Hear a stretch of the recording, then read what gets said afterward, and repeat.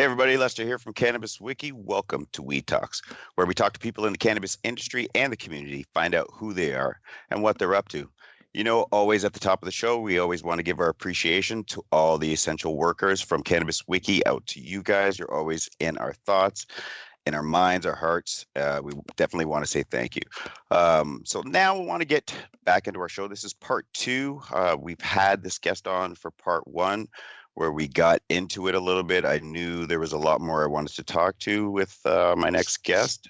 So I decided to break it into two. So I'm going to get right into part two. So today, our special guest with us for part two of Weed Talks is President and CEO of CFAM, that is Canadians for Fair Access for Medical Marijuana, and also the Director of Best Medicine Coalition, Gerald Major. What's going on, sir? I'm good. How are you with this crisis and uncertain times?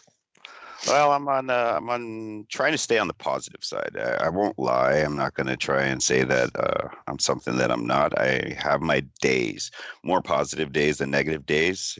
Staying inside, always wanting to get outside. A day like today when it's 15 outside and the sun's blazing makes it kind of hard not to want to do your rituals, your normal things.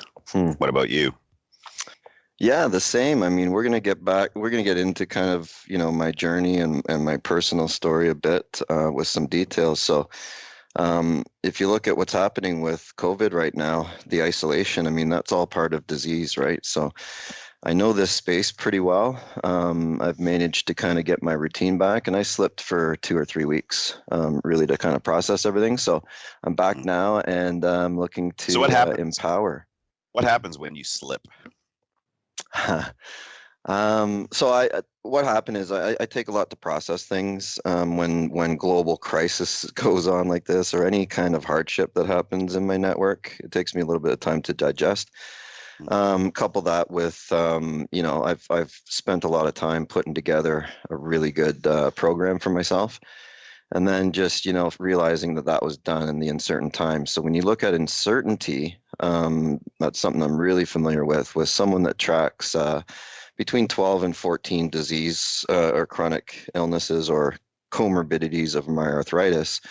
I've been waiting and waiting and waiting at different times in my life for diagnosis. So it's really no different than this. It just kind of put me for a spin. I had to figure things out in my head. And then first thing to get going was my exercise. Okay. So a little bit to just process before you could actually start to move again. It's like paralyzing, really. Mm-hmm. I couldn't, I couldn't imagine, because I don't have that going on, but listening to you, I'm trying to take in the difficulties that you're facing. And I see that it's only a piece of what we're all going through. And I'm hearing myself, parents, friends also complaining. And then I know that I have these interviews with some of these special people, one being yourself, and to hear what you have to face, and to hear that we only have to stay inside for maybe like 3 months, and for what you have to face, what we talked about in part one, it's even more heightened, the isolation for somebody like yourself. Yeah, that's a good point. All right. So let's get into CFAM. We talked about them a little bit. We touched on them a little bit.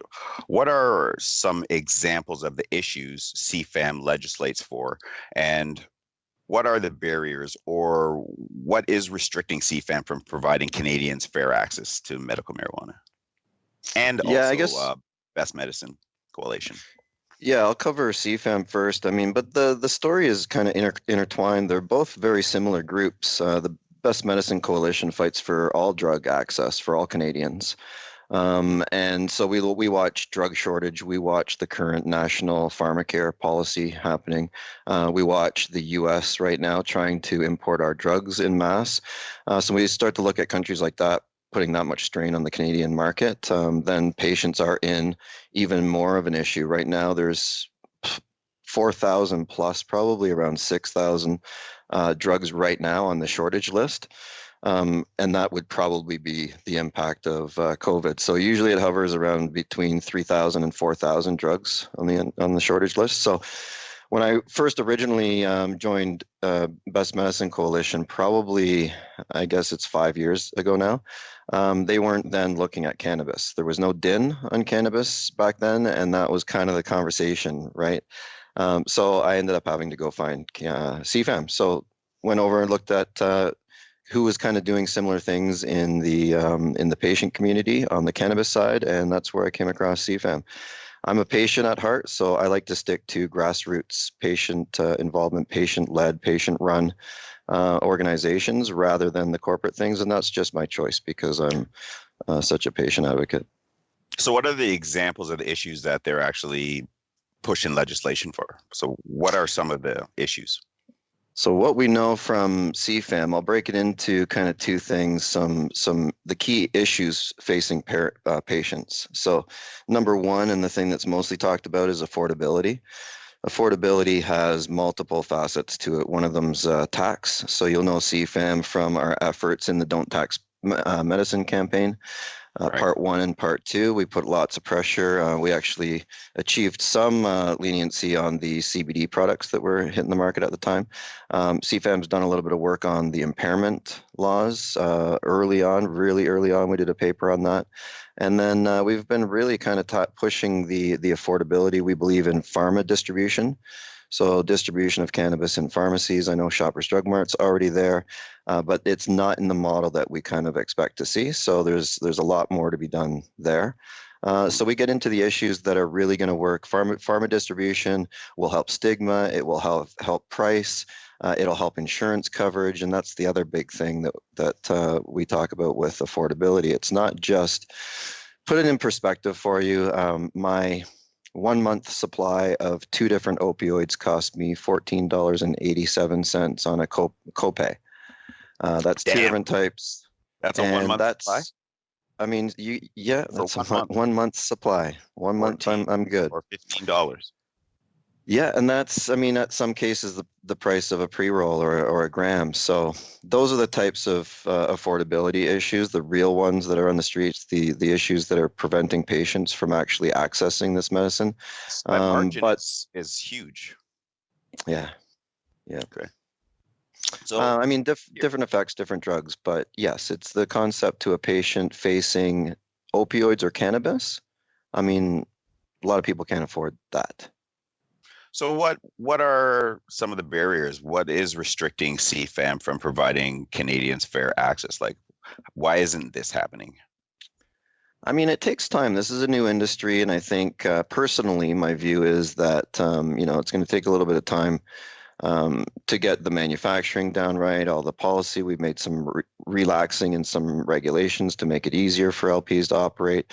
Right now, they're finding it easier to operate internationally than in Canada. So there's a lot of work to do on that. And I think it's because this is the first time we've taken not the first time, but in modern day that we've taken, a recreational type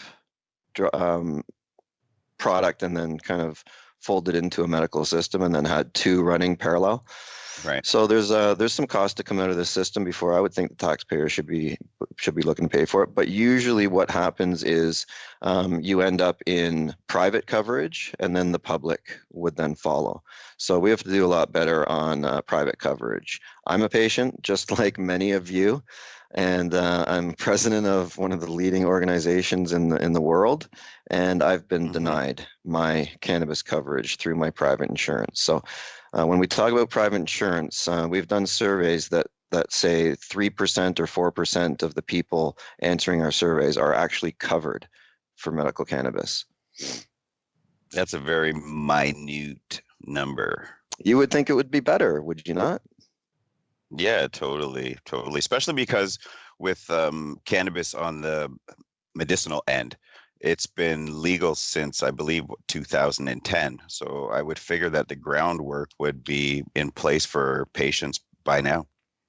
Yeah. No, I think the most affordable way, if you're capable and able, is to actually produce it and grow it yourself. Which we are legal to do now. So what other organizations stand behind CFAM, and how does the Canadian government and policymakers respond? So let's just talk about CFAM's was started in 2014, and at the time there was other organizations starting up. So it was a lot of, focus on your thing and go and do it. There wasn't a whole lot of collaboration at the time.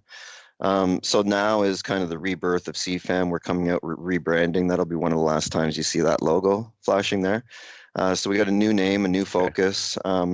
We were an access group. If you look at 2014, we really needed access for patients. We needed to make sure that there was a separate and distinct medical program from the rec, because in the States and California, they've kind of blended the two a little bit. There's some breaks, but in Right. Canada, I mean, we've kind of grown from an access group. Okay, now we have access. There are some issues with the access that we'll still remain focused on, but our new vision is around education, empowerment, and research.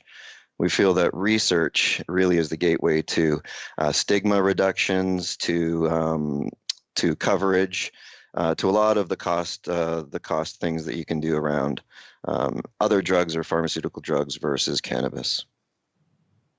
It is incredible. The cost difference is such a wide margin in between the two of them. And the medical condition that you're facing, this road that you've been traveling.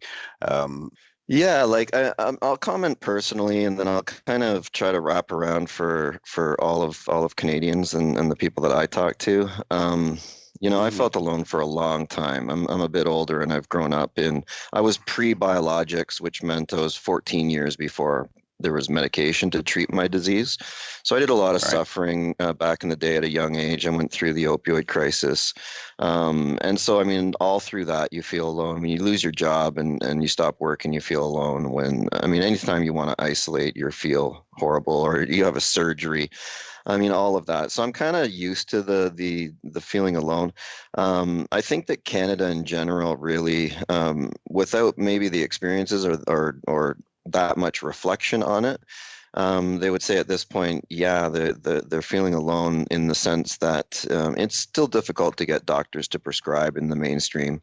There's still clinics which are necessary, and those are people that maybe have a knowledge of a bunch of different conditions. But I need to see it in my rheumatologist office. I need to see it being treated right as a medication, just like anything else is. I need it to be prescribed for me when I go to surgeries coming out of the hospital. And certainly, the affordability piece. I mean, if you can't access the product, I mean, that's probably the definition of alone. So then you start to talk about the alternatives to the cost, and then you start to get into the dangers of different unregulated products and not being followed by a physician specifically. So we've kind of have a double-edged sword on the patient side, where we're trying our best to get them into professional help to be seen by physicians. But then they'll come out the other end and potentially, not be able to afford or sustain being the affordability, especially at a time like now. I mean, what the Canadian government should be doing right now, and we'll be talking about it, is putting a pause on the sin tax on medical cannabis right now. Mm-hmm. Right. This is really, really, really important. Is this one of the reasons why you started Expedition Wellness for yourself? Yeah. I got sick to your comment earlier about feeling alone. I've felt alone for a lot of my life since leaving work, and even within work, living with disease and trying to hide it. So I've built what I consider to be, I just started doing it myself. I would try things. I probably put my life at risk, and I would continue to do so, actually, because I'd rather live healthy than in the state that I've been in my life. So I put together a formula really with a lot of great people. I just started to find exercise, mindfulness. I started using mindfulness when I was coming off of opioids, or started my reduction. It's certain things when you're in disease distress and you get prescribed opioids and say, oh yeah, and then there's this mindfulness thing. I mean, you have to be presented with those things at the right time by the right people, and then you can actually utilize them to their value. So Hindsight. Right. So, I mean, I've created something, and what I did then is I started testing it against machines and data. I found data that would help in research. I found stuff that would really take a kick at impairment to understand what that is. Um, just to illustrate to you, if you go into a doctor like me, you'll get prescribed cannabis probably as necessary with basically, within 4 hours each time, definitely. And then when you look at those windows and you look at the impairment laws, then, that would say that I'm impaired. And funny enough, I've been on 700 milligrams of opioids a day, and the warning on the bottle was be careful driving. So there's been studies. This is the difference between when you look at a pharmaceutical product, and I'm not here to bash pharma drugs. I mean, I take a number of them and they've saved my life. I'm talking about the opioids, the sleeping pills that just don't agree with me in the middle of an opioid crisis, right? So there's many different. So if you look at from a research perspective, there's been research, believe it or not, on opioids and driving. And I was told that research would suggest that within the first 2 weeks of consuming opioids, you probably shouldn't drive. But then after that, you build a tolerance and then you're just fine. So imagine the prescriptions people are getting on these opioids and the warning label says, be careful driving. Well, that's something that we'd definitely have to get that scientist or somebody who specialized in that field to answer that question. It's not my special field, but it's just something that we can definitely speculate on. But as we touched We're on lucky we have a opioid expert in the family. well, hey, Rex. seeing how we touched on opioids, with the way opioids affected you, tell me how cannabis plays a part in your life. Yeah, I would contribute a lot of my reduction in opioids to cannabis. I mean, people talk about it as being a pain reliever, but for me, I don't think it works like that. I can still feel my pain when I consume cannabis. My mind is in a different space and I can process it a bit better. Mm-hmm. I mean, I use cannabis on my psoriasis, which is very itchy and doesn't look very well. So that would affect your mental state as well. So what are you using for that? You're using what, like a cannabis cream? Yeah, I mean, over the years, I've used just about what anyone else will give me, as long as it's got either CBD or THC. But what I've gravitated to on the psoriasis side is that the THC actually helps a lot with the itch. For me, it's really hard to use a topical to get into my joint pain. But certainly on my back during times like this with the weather swings and my arthritis, I'll certainly use topicals on my back. But I've had the most benefit of those on skin psoriasis or eczema or any type of that type of itchy, flaky.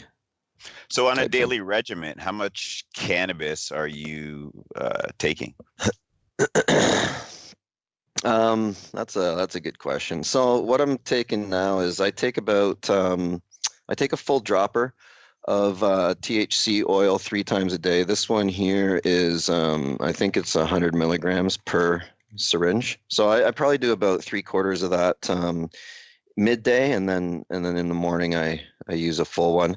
Cannabis gets me up in the morning and it shuts me down at night, like nothing else. So then when you start to talk about coming down from opioids and lowering your doses, I get a lot of restless leg and my sleep like actually getting to sleep becomes an issue. So I was able to come off sleeping pills way back. I haven't touched them in about 6 years, but I was able to come off those in 2 nights by using cannabis oil at night. And then I use ointments on my psoriasis. I don't get a lot of it and it's expensive, so I keep it towards my feet mostly, where I've had most of my surgeries and my scars, but I use it on my scars out of surgery all the time. Some of them you wouldn't even know are there.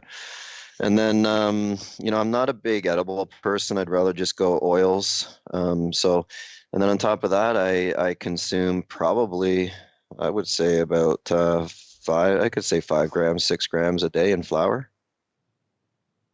Okay, so it's quite a bit. So let's throw a monetary number on that just to make it understandable. I forgot my high dose CBD oil.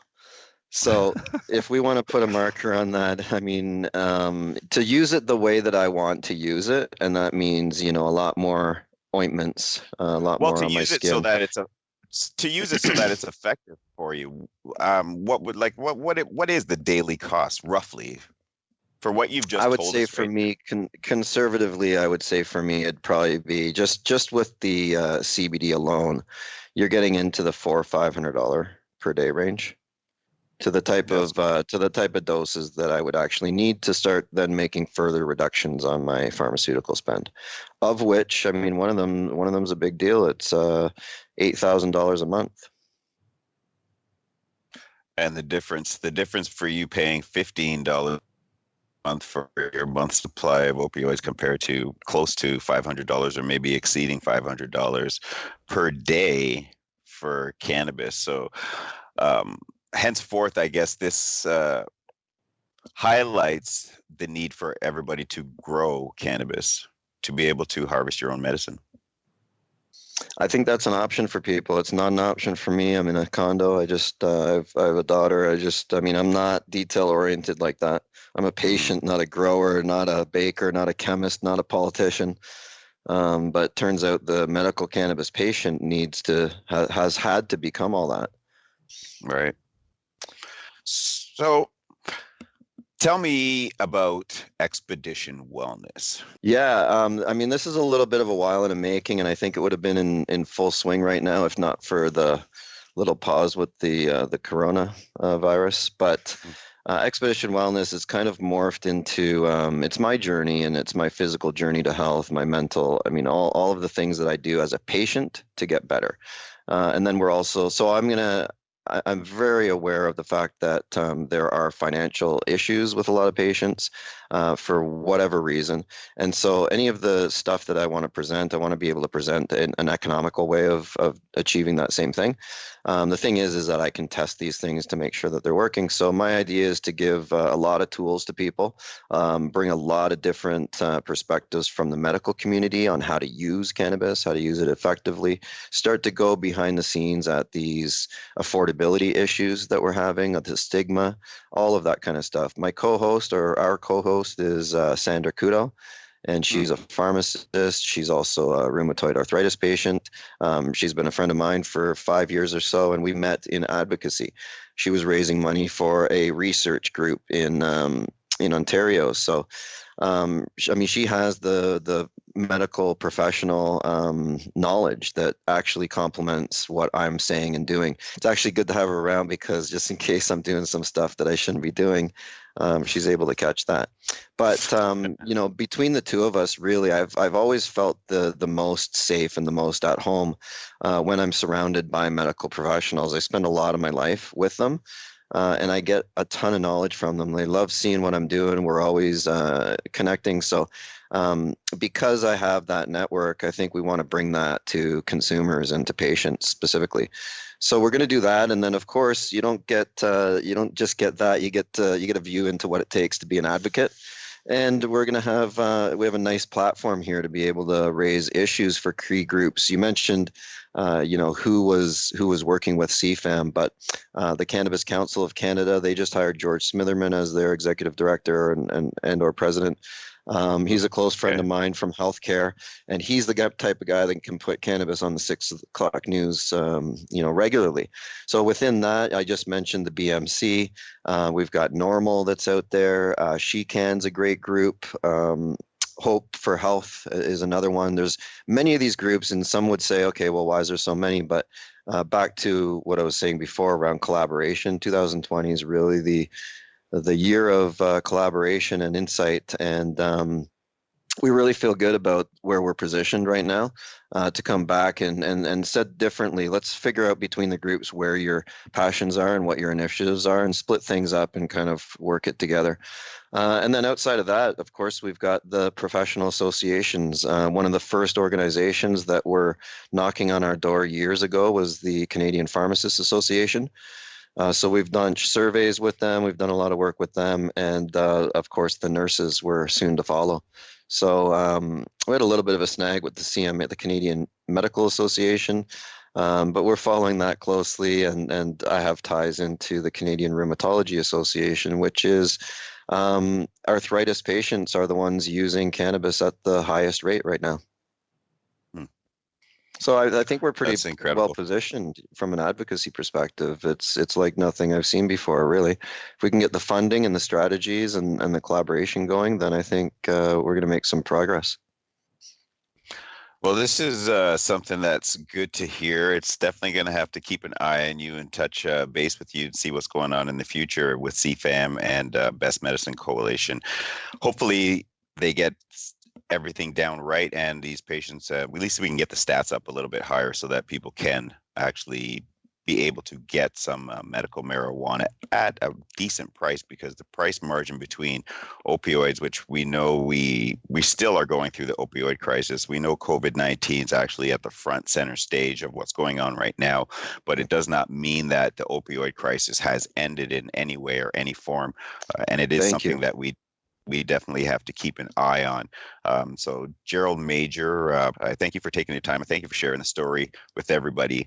Let us know what's going on in the future. Let everybody know where they can find CFAM and Best Medicine Coalition. Yeah, Best Medicine just Google Best Medicine Coalition. I think it's bestmedicinecoalition.ca, cfam.ca, cfamm.ca. I'm really, really basic online, so at Gerald J. Major. And just before we go, just to let you know, I'm going to start up a patient Zoom meeting on the weekend. There's a lot of patients out there and a lot of people out there in general just struggling. And what I've seen through my Nice. exercise routine and some of my old friends from high school is that just the uplift on the mental health perspective and being when you're in isolation, just being able to tune into some other people in a crowd would probably help lift the spirits. So I think we've got commitment from Cannabis Wiki to do some stuff behind the scenes to make that a fun, interactive process. That was President and CEO of CFAM, Canadians for Fair Access for Medical Marijuana, and also the Director of BMC, Best Medicine Coalition, Gerald Major. Excellent talk. Guys, stay safe out there. Wash your hands. If you got a mask and it's not in urgent demand from the medical staff, then wear a mask. So from us here at Cannabis Wiki, Lester, we talks. Stay tuned, and we'll see you soon.